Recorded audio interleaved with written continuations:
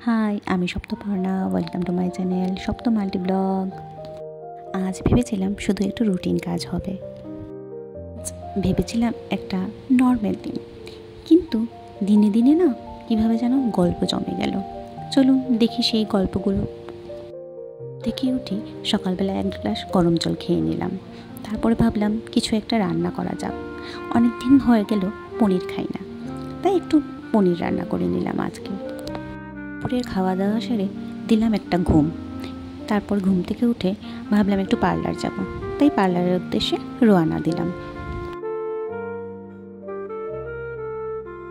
মাঝপথে আবার বড়মশাই একটু দুধ নিতে নামলো। এখানে না সত্যি খুব ভালো গরুর দুধ পাওয়া যায়। দুধটা নিয়ে আবার পার্লারের উদ্দেশ্যে রওনা হলাম।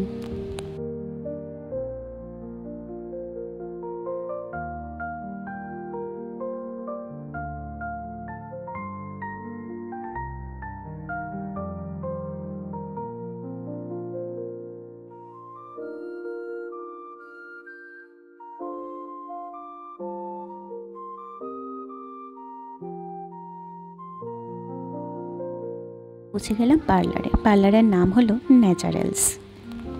পার্লারের কাজ সেরে সিঁড়ি দিয়ে নামতে নামতে দেখলাম গাড়িতে বসে আছে রাস্তার ওই পাশে আমার ছেলে আর বর। পার্লারের ঠিক নিচটায় না খুব ভালো একটা চাটের দোকান আছে, বাঙালি চাটের দোকানটা।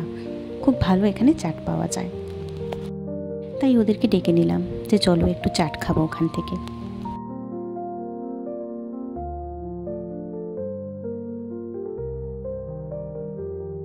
রেস্টুরেন্টের নামটি হলো পারুল প্যারাডাইস।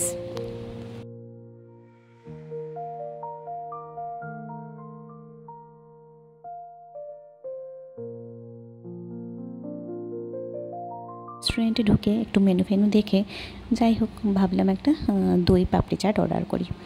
আর বড় অর্ডার করলো একটা পাওভাজি।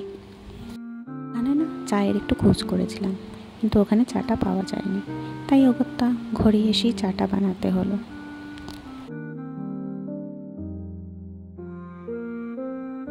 আমি না সারাদিন চা খাই না, কিন্তু সন্ধ্যার পর আমার একটু দুধ চা লাগবে। ছোট্ট দিনের ব্লগটা যদি তোমাদের ভালো লেগে থাকে তাহলে লাইক আর কমেন্ট করতে ভুলো না। আর সাবস্ক্রাইব করলে তো আমার আরও ভালো লাগবে। তোমাদের এই ছোট্ট রিয়াকশানটা আমাকে অনেক শান্তি দেয়। চলো ঠিক আছে, আজকের দিনের মতো টাটা। আবার আরেকটি ব্লগে দেখা হবে। সবাই ভালো থেকো আর সবাইকে ভালো রেখো।